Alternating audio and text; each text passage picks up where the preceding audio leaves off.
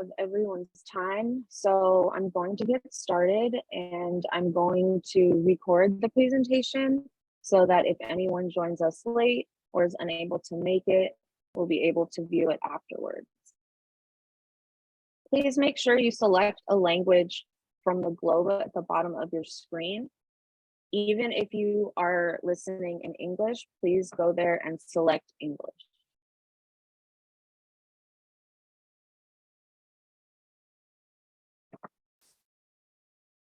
So I'm Ms. Roxanne. I am one of the 11th and 12th grade counselors, and I am the college counselor. So I will be walking students through their college applications and their financial aid applications this semester. Ms. Ceballos is here as well. Give it a little wave. Ms. Luz Leaños is here as well, our senior seminar teacher. And then Ms. Banuelos and Ms. Quinto are also supportive in this process. As I speak, I'm just going to request that Ms. Quinto, Ms. Leaños, and Ms. Ceballos manage the chat. So if folks are asking questions, if you need to get my attention, I'm not going to pay attention to the chat because I'm not very good at doing both. And if at any moment you need me to stop or to slow down, if I'm speaking too quickly for the interpreter, please alert me. And I don't know, are you able to let people in when they come? Yes. Okay, thank you. Okay, so we're here tonight to talk about college. We're here to talk about the next step for our students, for our seniors, class of 2023. I'm really excited for this year because we have had a full year back on campus now. And our students have had the rigor of 11th grade on campus, and now they're ready to go for this process. So we'll jump right in. So this semester in senior seminar, the main thing that students will focus most of their time is college applications. So we walk every student through the CSU application because almost every student is eligible to apply and get into a CSU, which is Cal State University. And we'll go over that a little bit later as well. For the University of California, or UC, the GPA is 3.0 and above for California residents. So students who are eligible for those applications will fill out those applications as well. We'll talk a little bit about scholarship opportunities and ways that students can pursue those kinds of ways of getting financial support. We will help students with their writing as far as their personal statements and the essays required for these applications.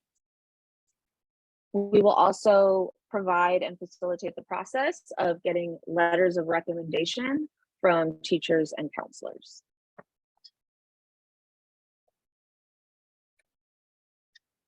So to graduate with an ECHS diploma, it is required that all students complete their A through G courses. Your students have been exposed to what the A through G courses are, at least the last 2 years in college prep and probably before that as well. Basically, I'll get to it on the next page, but it's the requirements, the subject requirements for graduating from high school in California. We also require that our students complete a senior thesis paper, which happens this semester in English. They probably have already begun the process. So I encourage you to ask your students about this so that you know how to best support them. It's a requirement for them to pass, and we support them until they pass. So, you know, there are different rounds. If they don't pass the first time, they get support, they learn what they need to improve, and then they're able to pass their senior thesis. Their senior presentation is much more creative, and they will do that second semester in senior seminar. So both of these projects live in different subject areas. So they'll have plenty of support in class and on campus to complete these requirements.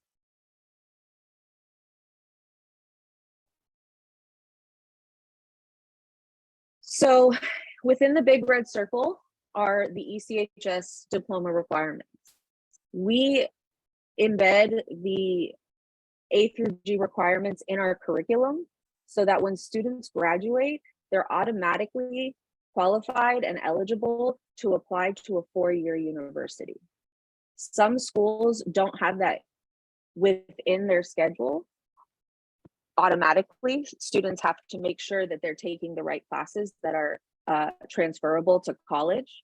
And we have that automatically for students. So sometimes they ask us why they have to take extra classes. And the reason is we want to set them up for success. And we're also not trying to tell students that they have to go to college. We want students to have every opportunity in front of them when it's time to make that choice. So we want everyone to be eligible just in case.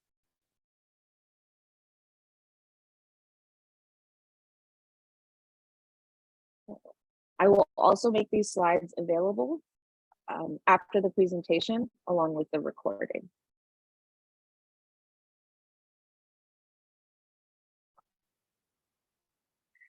So we're going to get into some financial aid information. And this is where it gets a little bit complicated and confusing. So really what we can do is just be patient with ourselves, because it does get nuanced and almost every person is in a different situation. And we will get to every person because we will be having workshops, and I'll talk more about that in a moment. So the California Student Aid Commission gives grants according to need and merit, meaning students who qualify based on income status, and then students who qualify based on GPA. So both factors are taken into consideration when they decide which Cal Grant your student will receive. This is just an example of how they make their decisions on who qualifies and for which one.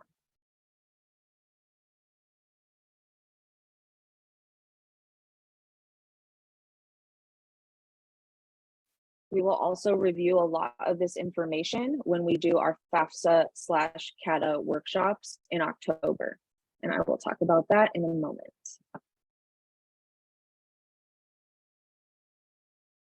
I don't hear anything, but I think that's a good thing. So we want to be upfront about what is to be expected. We also want to ensure you that we are not planning on setting your student up for anything that is not attainable for them. So if we're asking students to fill out an application, we're asking students to fill out an application and we are supporting them in getting whatever fee waivers are necessary so that they can do that. If students don't qualify for fee waivers, we have appeal processes. If you are unable to make those payments, applications are expensive and most of our students qualify for those waivers. If we can advocate for students to get waivers, we always do. And so even if at first it doesn't look like your student will get a waiver, there are ways that we can work through that. So the application fees are all that we have to think about for fall. And in the spring, there are more fees. In the spring, we have a better idea of what kind of financial aid is coming for the following year. They also ask for different deposits, and those are really important to make sure that those are taken care of. And by taken care of, I mean either paid or request to defer or request to waive. We will also have another information session in the spring after students receive their financial aid packages so that we can help you understand them.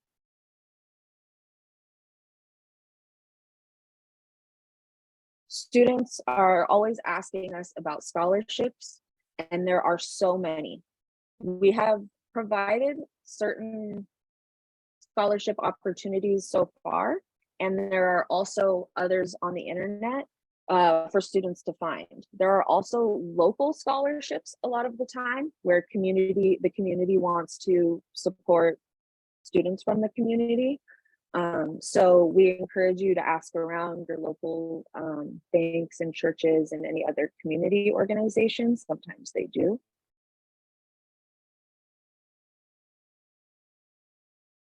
We want students to know that you should never pay for a scholarship application. So if we are applying to get financial assistance, there's no reason for us to be paying. And there are lots of scams where they reach out to students who may be eager to get money, and it's worded in a confusing way. And we don't want our students to pay for anything when it comes to this process, if possible.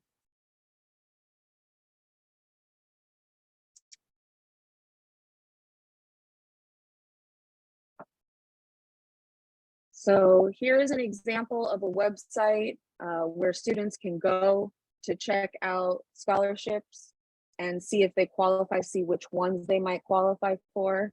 It's important to make sure that you're eligible before completing the application.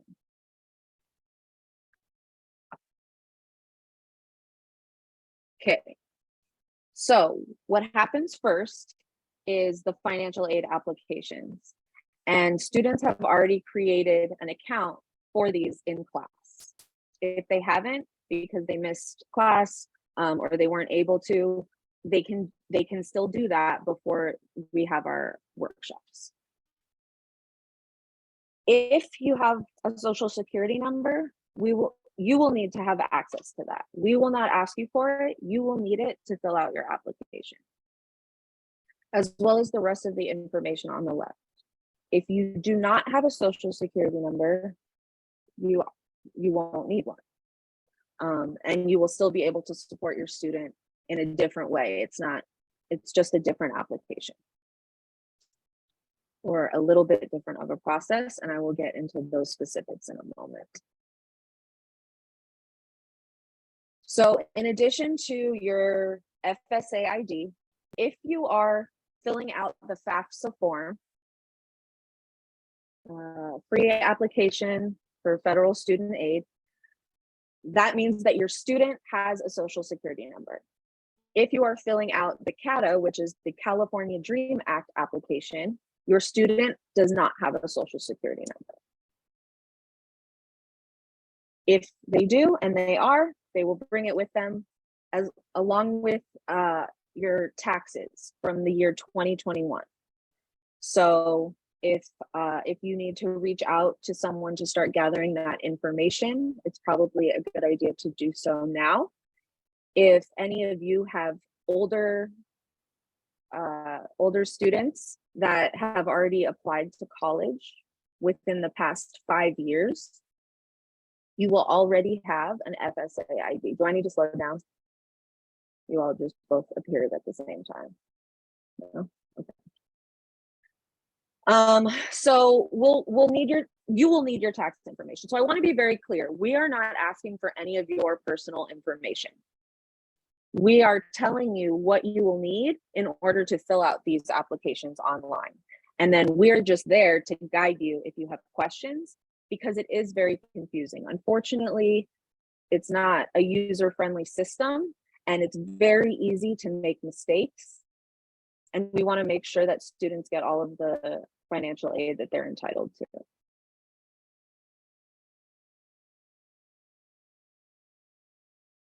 Ms. Ceballos, are we good? Yeah. So if you're wondering, I don't know which one applies to me, take a look here. So there are 3 possible scenarios at the bottom.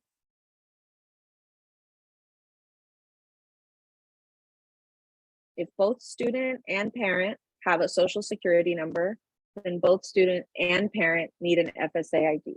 Your student knows how to create that account.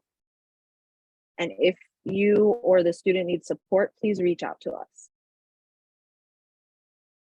If a student has a social security number, but the parent does not, then only the student will need the FSA ID, and the parent will sign the application with like a pen and paper instead of on the computer, because the FSA ID is essentially just a secure electronic signature. So they have to verify your identity to create this account, and then you are able to sign your student's financial aid application. If you don't have a social security number, then we print the signature page for you, you sign it on the spot, and then we mail it for you.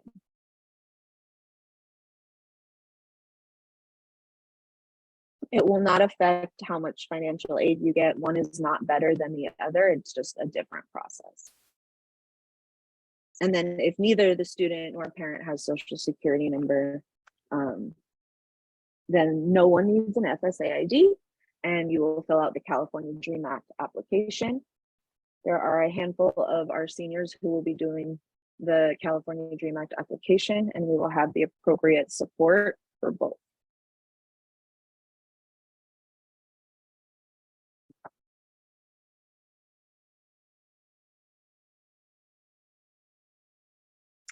So I just went over this in a little bit more accessible terms, but this is the official definition of the FSA ID, because many students were asking, and I'm glad they're asking, they should know why they're doing these things. So it's just an electronic signature. And if anyone would like further clarification on that, I'm happy to, okay. Sorry.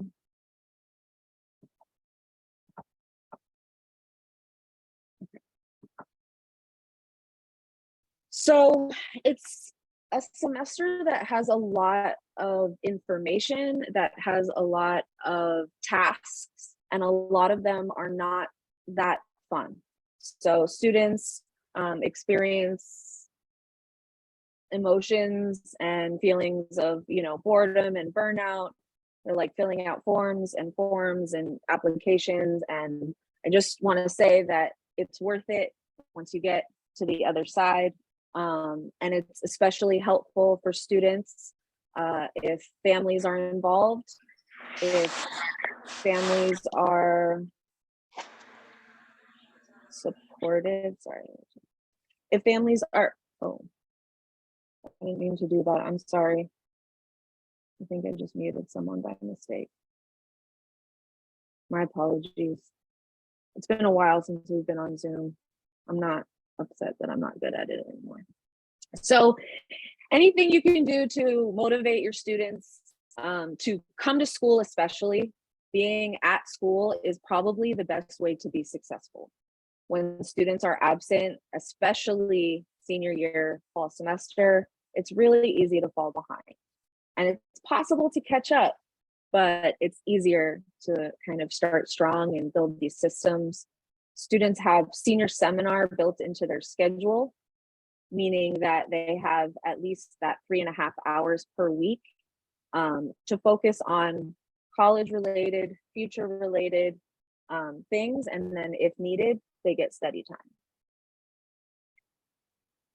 So if you think your student is overwhelmed and you're concerned, please reach out to us and let us know that you'd like to seek out some mental health support on campus. We're lucky to have a big team of counselors, and we want to talk through these things with your students if they want to as well. Asking questions is always helpful as well, just having conversations about what students are going through. Some of you might have goals to have a certain major, and then by February you've changed your mind because that's just how it works. So talking through these things when you're processing them is very helpful.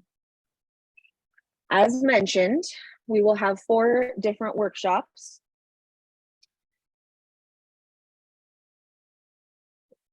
The second week of October and the 4th week of October. I have made a RSVP link available to students, and I will send it out again after this presentation.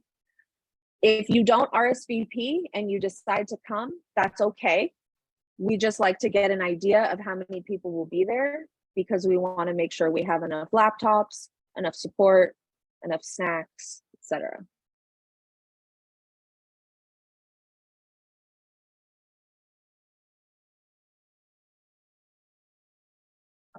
Ms. Roxanne, would you like me to put the link in, or do you want me to wait till after the presentation? The RSVP link? Yeah. We can do it just right after because I'm going to be done in a few moments anyway, but thank you. Okay. Let's do that soon. Okay. Thank you. Students have seen this, hopefully, from the wall in the classroom. It's their application checklist. So we have already told students that it's very important to make sure you have all these items before you come to the workshop. What happens occasionally is students and parents just think like, oh, we'll figure out what we need when we get there. And then they're missing a crucial document. And then they end up not being able to complete the application. Our goal is to have everyone completing the application within the next few months. There are situations where individual universities have a certain amount of funds that go to these that go to the students for their tuition, and it can run out. So we like to have our students apply as early as possible, even though the deadline is much further away.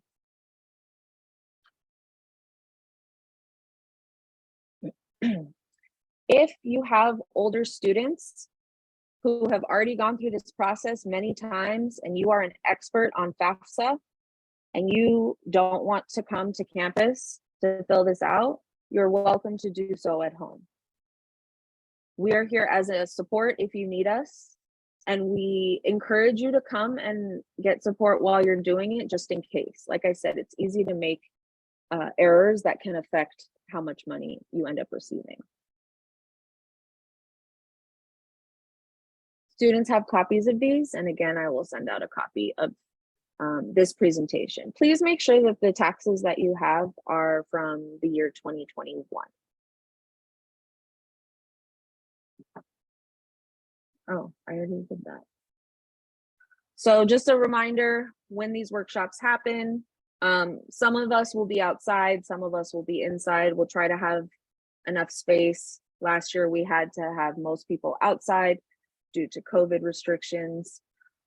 So this time around, we'll have indoor space, but please plan accordingly. These are our extensions on campus. Students know how to reach us as well. We have access to their Google Classrooms. They can email us. They have access to our Google Voice numbers, so they can even send us text messages if they need to.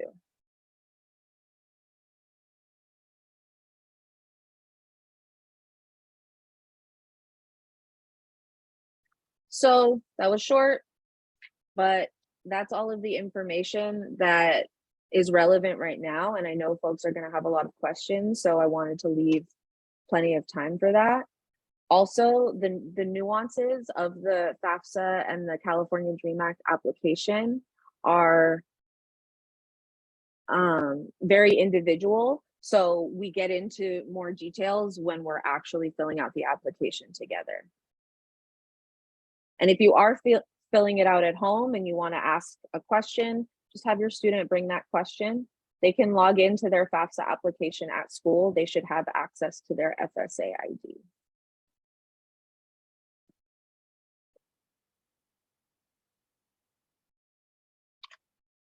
Also, the earlier that the application is submitted, the more time I have to find any mistakes that might have been made to make sure that we can correct those errors, because they are correctable. It's just we have to know that it's an issue and then go in and make sure that it's done properly. So with that, I will conclude the presentation. I will put our contact information back up. And were there any questions in the chat that you would like further clarification? Okay. Yes, Ms. Roxanne, there's a question in the chat that's asking, what is the deadline for the Cal grants? I believe it's March 2nd. I'm not. So yes, so the ultimate deadlines for Cal Grants and FAFSA is March 2nd. And we start in October anyway, because like I said, it's very complicated. It's almost feels like it's designed for people to make mistakes. And so we want to leave enough time to do it correctly. And also because the funds sometimes run out at certain schools. So by the time FAFSA is able to tell the school how much the student needs, they may not have that left. And then that can just affect things down the line. So yes, it is technically March 2nd. And usually we try to have students complete, all of our students completed by Thanksgiving or winter break so that we don't have to worry. Anything else? Yes, we have a question in the chat. If we fill out the FAFSA at home, would we be able to have you double check our work at the workshop? Yeah, that's a great idea. If you want to do some of it ahead of time, you can save, it saves as you go. You can also make sure you click save every time, just to be sure. And then we can check it at the workshop for sure. When are college admission results received?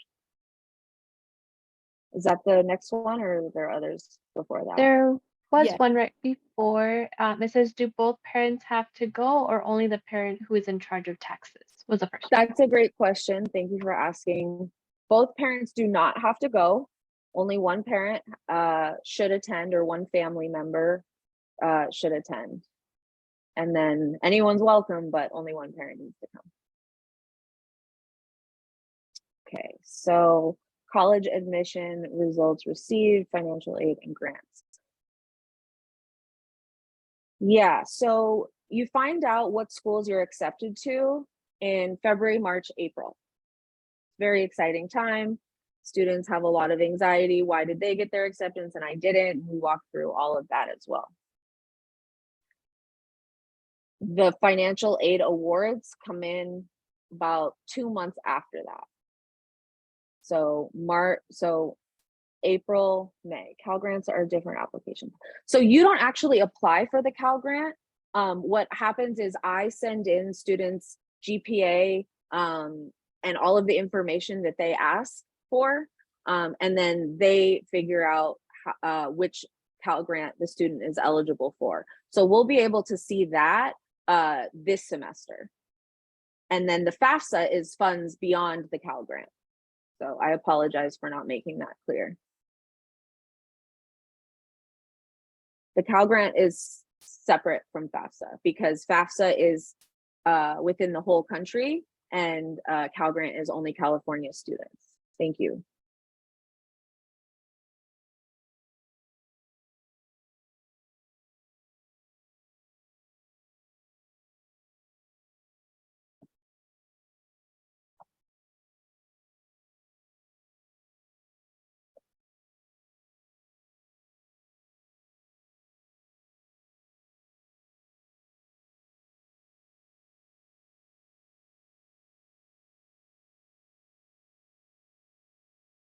Ms. Ceballos, is your extension incorrect on here?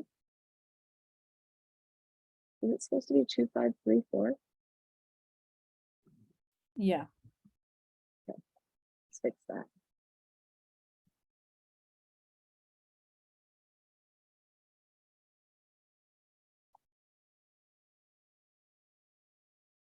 Sorry, that was probably me. It's all good, it happens.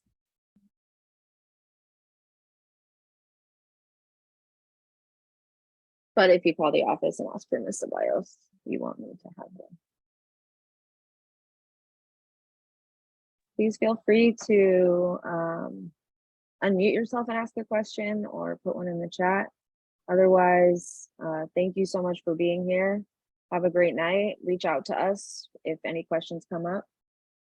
Once a student is accepted to a university, FAFSA notifies the university of student needs and then financial. Yes, exactly. So FAFSA determines what the student's EFC is going to be, which stands for Estimated Family Contribution. And once they have that, the schools take into consideration the application in addition to, so once they're admitted, then they look at the FAFSA and then they decide how much of the unmet need they are going to follow. Sorry for folks that didn't get the end of the question. Hello, Prob- this is, hello? Hello. Oh, hi, Loretta Moran, Natalie Moran's mother. Just a question on financials. Natalie receives SSI income. Is that something we have to put on the application as well? I believe that everything from the taxes is reported, including SSI. There are things that don't have to be reported, but I believe that SSI will be reported, and I don't think it's like a good or bad thing. I think it's just they take it into consideration. Okay, because it wasn't reported in 2021. It would be something new for 2022. If it wasn't in 2021, then you will not for this year. And then that Okay. takes me to the next question in the chat. You will need to apply for FAFSA every year, not every semester. So the FAFSA and the grants that are awarded to students in the spring will be for the year. And then students will refile the FAFSA each year to update the information. And then schools make the decisions based on that in case things have changed. Do we need one parent to make? Yes, only one parent needs an FSA account. Only one. Thank you for asking that. The biological parent has to. No, you do not have to provide information for someone who has passed away.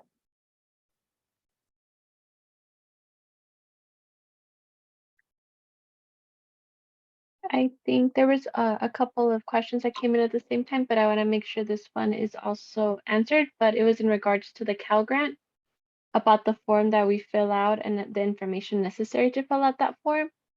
So the students actually had to submit their information as well as income. So it was done a couple of weeks ago. So it's actually available on Google Classroom under the stream of the class, and it's called Cal Grant form. If the student hasn't completed, they can still complete that form and it'll be sent to Ms. Roxanne, who takes care of the application. I'm pretty sure most students have completed it. So yes, I take that information, I upload it to the California Student Aid Commission, and then they distribute the Cal Grants accordingly.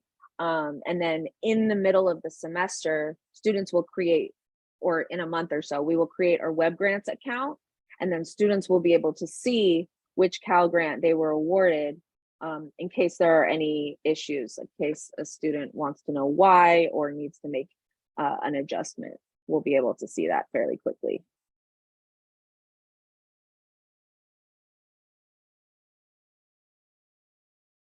Thank you for that question, Gio.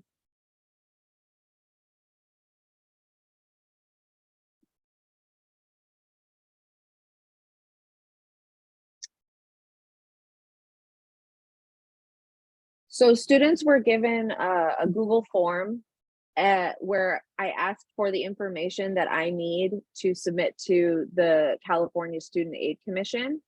It used to ask that we get student social security numbers. They don't ask for that anymore, which is a huge relief for everyone. So I asked students to fill out what their roughly their family income and family size on this form. The only person that has access to the form is me, so that I can upload it to this website.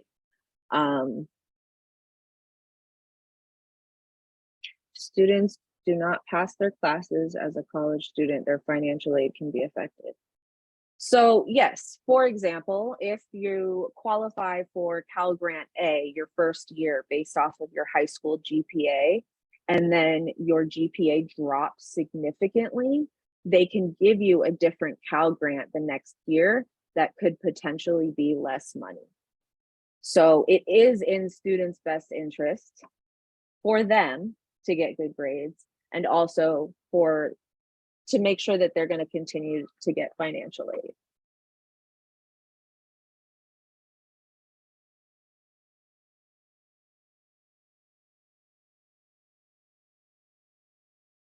And to follow up on the question about the form, if you're not sure if your student completed the form, you can ask them, they can ask me, you can ask me. It's not a big deal if they haven't already.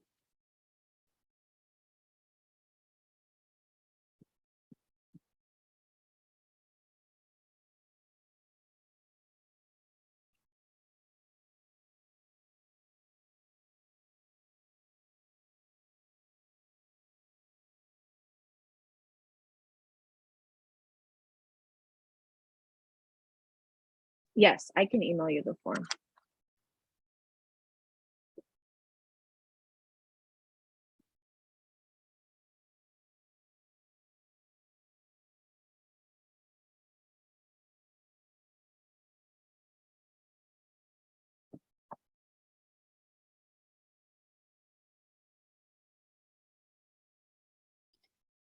If there are any other questions out there, please feel free to unmute or write your question in the chat. This is a question for parents. Do you all receive communication from Nyla Smith or from Talking Points? Because if so, I can send it that way.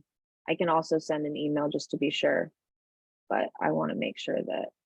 Can FSA work for community college? Yes, please. Every student should fill out FAFSA or California Dream Act, regardless of where you want to go next year, because FAFSA can give financial support for community colleges, trade schools, private schools. We want students to have access to all that they're entitled to. And unfortunately, if they don't fill out these forms by the deadline, those opportunities go away. So thank you for that question, Jack. If you are planning on going to any school, please, just fill out the FAFSA with us. We're doing it in class. Better through email because we're able to see. Okay, thank you for that feedback. I will make sure that you get it. Can I add in something, Ms. Roxanne? Please.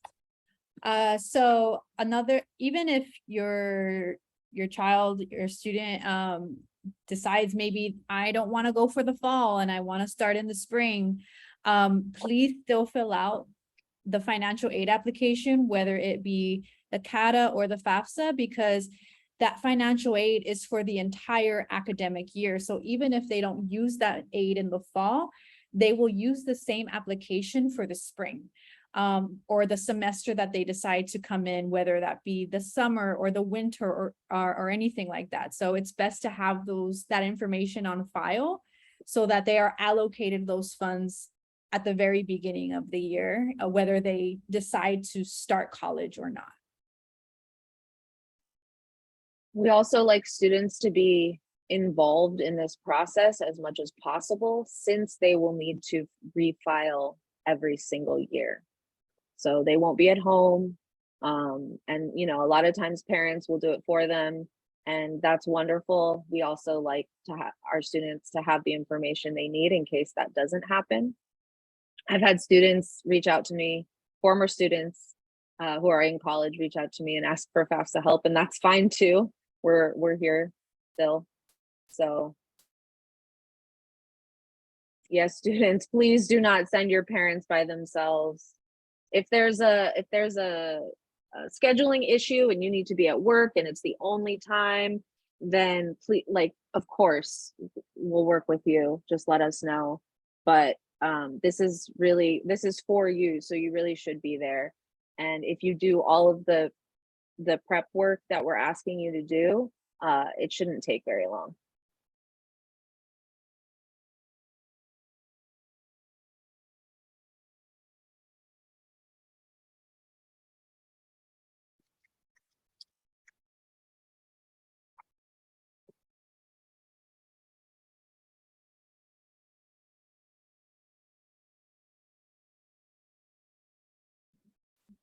All right, there any other questions out there?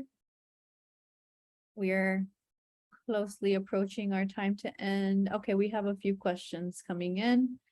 So, Are we going to have another meeting like this? like this, in this format, this semester, no. We will have the 4 FAFSA workshops on campus, and then you can always schedule meetings with us. If you need to schedule a meeting with a parent, we can do that as well. So you're never gonna like lose support. And then in the spring, we will have another information session like this to help you understand your financial aid award letter. So right now, our priority is filling out the application. And then in the spring, the priority is reading and making decisions, reading the offers. Okay, I will be sure to send the Cal Grant form to you if you are requesting it in the chat. Questions about letters of recommendations. So yes, colleges, not all colleges require letters of recommendation. So we make sure that students figure out whether or not their application is going to require one.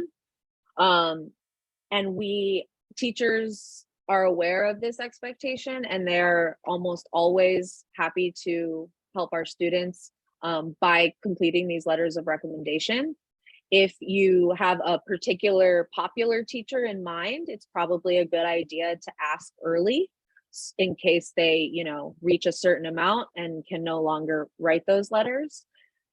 Counselors also write letters of recommendation depending on the need. So private schools require letters of recommendation typically. Scholarships require letters of recommendation sometimes. And then we have the EOP program that students apply for, which they get recommendation forms.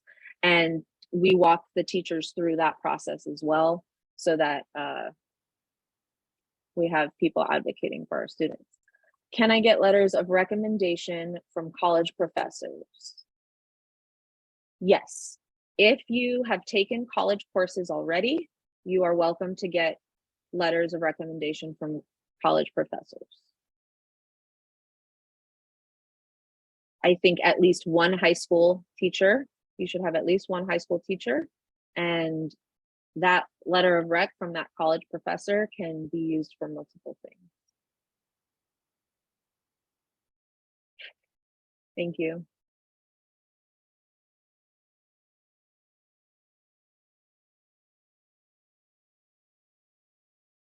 And those of you who are here also, we really appreciate all of you for being here. And there's also a good amount of students who are not here tonight. So if your friends are working on these things and they have questions, share the information that you know, because sharing is caring, and it's always helpful to have support around you. How do we turn in the letter of recommendation for the EOP program? So the question is, how do we turn in the letter of recommendation for the EOP program? The CSU application has a section in it specifically for EOP. So you can actually complete your application and submit it without completing your EOP yet, because EOP recommendations are not due until December, January, but the application itself is due in November. So as we walk you through the CSU application, you will simultaneously be doing the EOP application, and you've already completed that application. Surprise, it's your brag sheet. So if you want to make edits to that, now knowing what it's for, go ahead and do so. That is going to be part of that application. And very soon, yes, Educational Opportunities Program. Thank you for that. Very soon, once we start this process, the applications, none of the applications open except for the UC until October 1st, which is this Saturday. So if students want to start looking at the college applications, you're welcome to do so. Please don't submit anything. I don't even think you can submit until, well, actually, I'm not sure. You did your senior seminar summer homework. You completed a big part of the EOP application in the bride sheet. Yes, thank you for that reminder, Ms. Quinto. So we have these things built into your curriculum. Thank you. Yes, it is. It's a community effort. And it's definitely a process. So it's okay to get stressed out. We're here. Also, so the student who asked about the letter of rec for EOP, we're going to give you all of the resources for application. So if you want to go ahead a little bit, or if you want to fill things out, very, very soon, you're going to have access to all of our tutorials that we got to make during the pandemic, where we walk you through each application and have guides for each one. So if you decide to do it ahead of time, or you want to work on it at home, you will have access to it. And if you don't, that's okay, as long as you're doing it with us in class.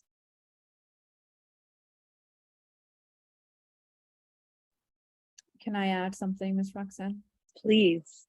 All right, so, I mean, and we'll reiterate this as well to our seniors, but if you are already thinking about applying to a school that requires a letter of recommendation, or you know you want a recommender for EOP and you're planning on applying to that program, I would suggest start talking to your teachers now, because there's going to be a point where your teachers will be bombarded by students, and at some point they're going to practice their decision to say, no, I'm sorry, I can't write a letter of rec for you because I have 25 others to do.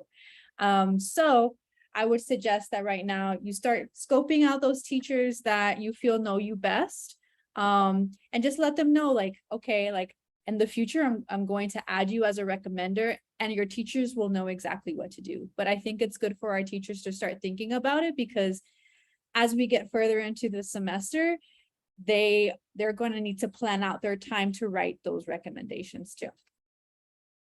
And we will have time in senior seminar where we give you time to do those things. And then we can also give you support. We can give you like an email template that you can use to reach out to those teachers. Because even though teachers understand these expectations, they don't have to write the letters, right? This is like an extra ask. But if you advocate ahead of time and you're respectful about it, then we advocate for you as well, in trying to get those letters. And teachers don't typically say no, but it's also nice, since they're doing this for you, to approach it with a lot of time. They've done it last minute, but they don't like it. Ms. Quinto put the link in the chat to RSVP to one of our workshops. Now, again, if you don't RSVP because you're not sure, and then you decide to sign up one night, that's fine. We just like to get an idea of how many people might be there to make sure we have the necessary resources. But if you hadn't RSVP'd and you still want to show up, please do so.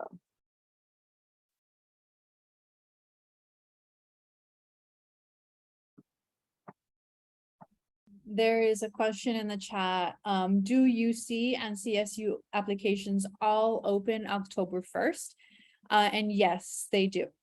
UC actually opened early this year. Okay. So you can actually access the UC application, but you won't be able to submit until October 1st. Please don't submit anything in October. Yeah. Unless you've had it signed off by a counselor. We have another question, and it's, are the Yeah. EOP applications for all students or just students who fill out the CATA application? So students who qualify for Cal Grant, and usually students who qualify for like SAT waivers, for example, will qualify for EOP. We like to have most, if not all of our students apply for EOP, because multiple campuses have the program, and just in case, like they have the work done already. So it is for all students, not just for the students filling out the DREAM Act application.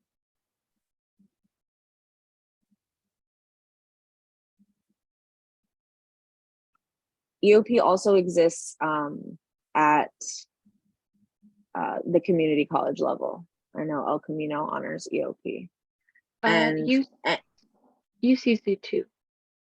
UCs as well. So it's just one of those things that can act as an extra support. They offer financial support sometimes, they offer tutoring support, mental health services, and just checking up on students the way that they're used to being checked up on in high school and don't have as much of as they move on to college.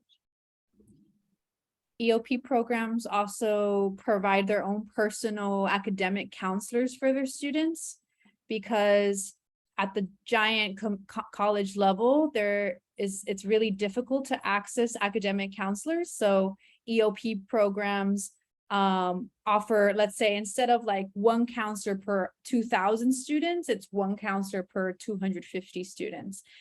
And the EOP application is in the Cal State application. But it's for all UCs and community colleges as well. Ms. Quinto put in the chat some helpful information and a link, which has some more detailed information for you.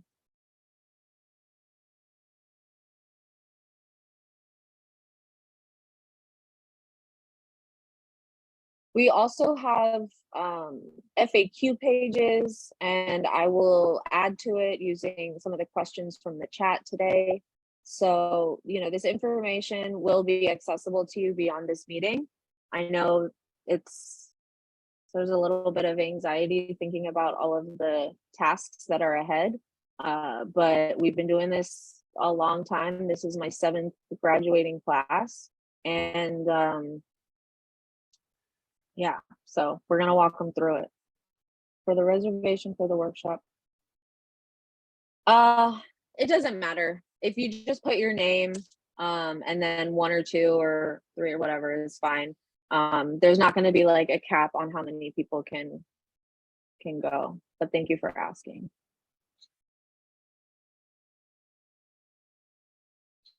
Got a couple more minutes left.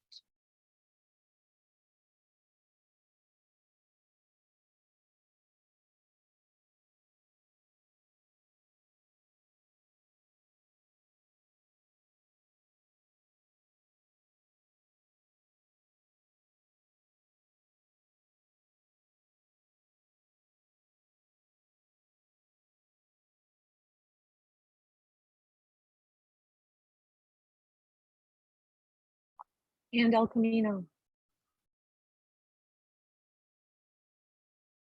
Yes, all community colleges have many funds for EOP, and other smaller programs as well. And community colleges also have programs like First Year Experience, FYE, that also offer support for first-generation college students at some of the community colleges where it's offered. At other schools, it might be called the Promise Program instead of First Year Experience. But that's also some useful information for y'all. If you are looking at community colleges, their EOP applications are usually due around the same time as the Cal State applications. And at this point, we're starting to have these conversations and get an idea of what students are interested in, of what students are planning on doing. And the more information they give us about their thought process, the better we can guide them in those individual directions. Because there's a lot of myths about college, such as affordability, competitiveness, and we want to make sure that you have all of the correct information, because there's a lot of misinformation out there. A lot of folks just assume that it's going to be less expensive for their student to go to community college, and depending on the Cal States they've been admitted to, or other opportunities, they might get significant money to start at a university where they're, have more support than a community college.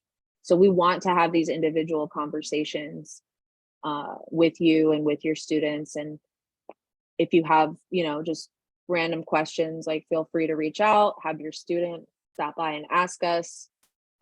We're always coming into senior seminar. They know how to find us.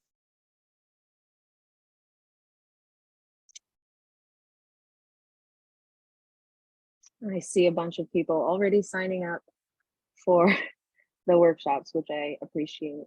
It is 7 o'clock, so I am going to allow our interpreter to, we can say goodbye and thank you.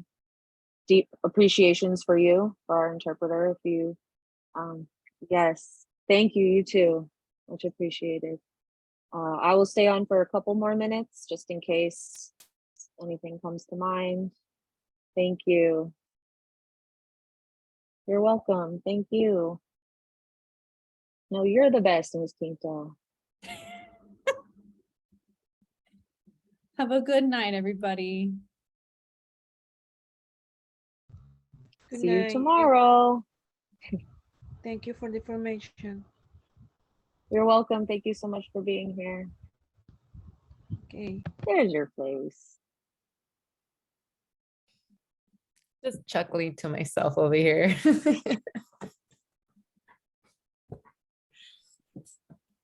I'm still at school, see? I was gonna comment on that earlier. Like, oh, you just can't leave ECHS, can you? It was like 2 minutes before we started, and I was like, I'm gonna try to make my background school. I still have not figured that out. I feel like when I try, it's always like do you want a green screen? And like, it just doesn't work. So I just don't. Even- You're just not cool enough. Sorry. I don't know. I just don't know how to use Zoom, I guess. How many folks did we have at like when we had the most? I think it was 55. Oh, In the mid-50s. We had a pretty lot. good. 16 people signed up for a financial aid workshop. Yes, they did.